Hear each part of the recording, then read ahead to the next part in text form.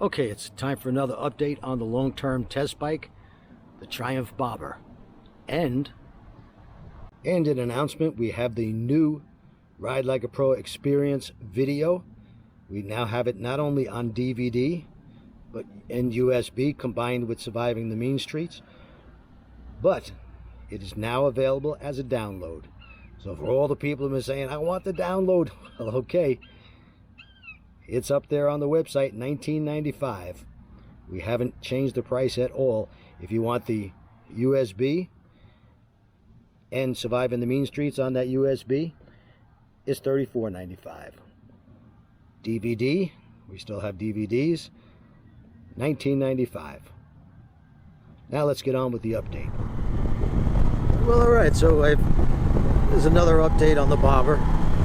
And since last we spoke, the only thing I've added to the bike are these risers. Point the camera down so you can see them. They bring the bars up 1 inch and back towards the rider 1 inch. They're from Motec. They run, I think it's $159. That's kind of expensive. They help a little bit as far as riding position because I like to sit upright. And this bike had me leaning forward just a bit too much. These will definitely help, but remember, it's only an inch up and an inch back, so it's not a night and day difference, that's for sure. But the reason they do that only an inch up, an inch back is because if you were to go any more than that, you'd need to extend the cables and the wires, and that pretty much costs a fortune. So I understand why Motec did that. Do I think it was worth the aggravation of putting them on? Because it is very, very fiddly. It's a straightforward thing. Just I think about 6 or 8 bolts you had to remove. But working on this motorcycle, getting up under the forks is not easy. Either you got to have little tiny girly hands, or you got to be extremely patient. And it probably took over an hour and a half to finally get them on there. They, like I said, if I had to do it over again, if I knew it wasn't going to help this much, it definitely wasn't worth the aggravation and the money. At least that's my opinion on this. As far as the motorcycle, as I ride it more, I initially compared this bike to the Harley Sportster Bobber, and this is definitely a much more refined motorcycle than the Sportster. In actuality, I would compare it more with the Softail Standard. Now the Softail Standard comes with the 107 motor, and if you ride them back to back, the Harley Softail will seem like it's a lot faster because there's so much more torque. And torque is really what you feel when you're accelerating. I would be willing to bet, though, that in a side-by-side acceleration, either from a roll-on in first gear or second gear, or even at highway speeds, this would be a quicker motorcycle. But you got to get above about 3,500 RPMs to feel how quick this bike is, and it definitely is quick. I'm going to downshift now. I'm going 48 miles an hour, and I'm in third gear. Now you really feel it. It's a fast motorcycle. I would guesstimate mid 12s and a quarter mile with a good rider who can really launch the bike well. And I would say that'd be quicker than the Harley Softail. As far as smoothness, this bike gets at about 3,500 RPM or so. You get a little vibration through the pegs of the seat, but virtually nothing through the handlebars. And yes, I'm wearing the one glove. That's because, as I've said before, it makes it easier to press the buttons on the camera. And I know it pisses off the motorcycle safety PC police on YouTube, but too bad. I'm willing to sacrifice to make these videos. But I actually checked the gas mileage last time, and at about 100 miles or 95 miles, it starts, the light comes on and says, you know, to get some fuel. And there's about a half gallon, 3/4 of a gallon left in the tank.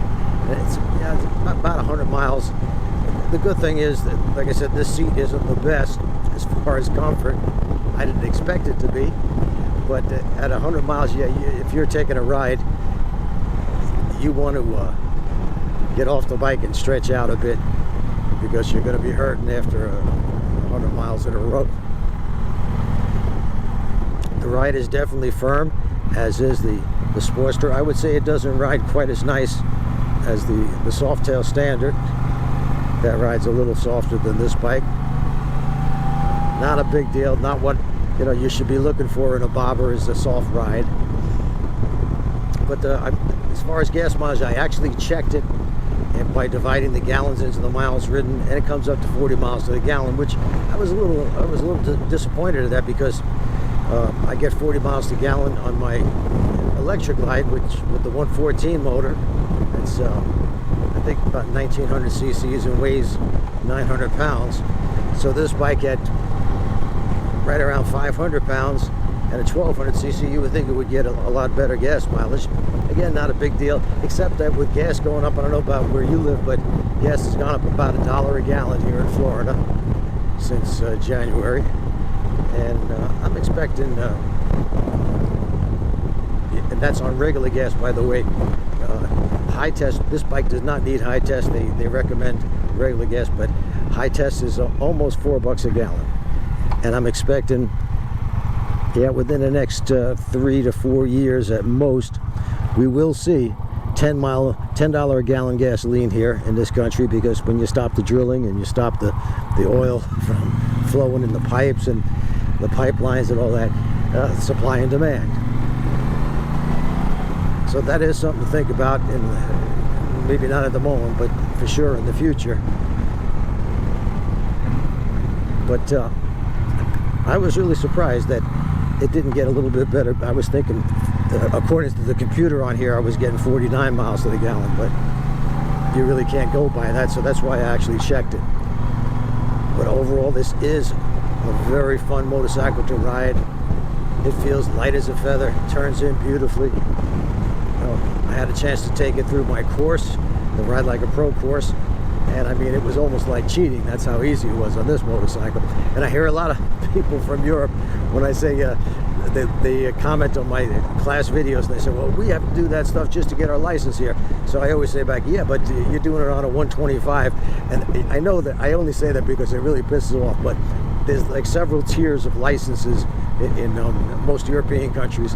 At the lowest tier, you could ride up to, I think, 125 or 150 cc bike, and it goes up from there. And the best license that you can get is 650 cc's and above. And when you take that test, which may be similar to my course, I'm not sure, but when you take it on a 650 or 750 or even a 1200 cc 500-pound bike like this, it's night and day difference from that to a heavyweight touring motorcycle.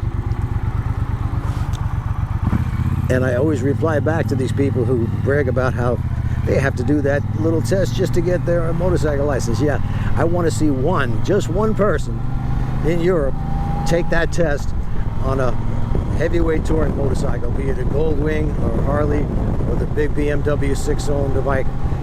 One time I'd like to see somebody taking the test. I don't think it's ever happened, because they're smart enough to know they'd fail that test, so they take either a 650 or 750, or they borrow a friend's motorcycle if they actually ride as a Goldwing or a Harley, and they take the test. So you're not fooling me. I've challenged several people, show me just one time somebody taking their full license test in Europe on a heavyweight motorcycle. So far, crickets, nothing. But anyway, this is a fun motorcycle to ride. It handles like a dream. It's extremely nimble. It's just not built for comfort. So until next time, ride safe, keep the shiny side up.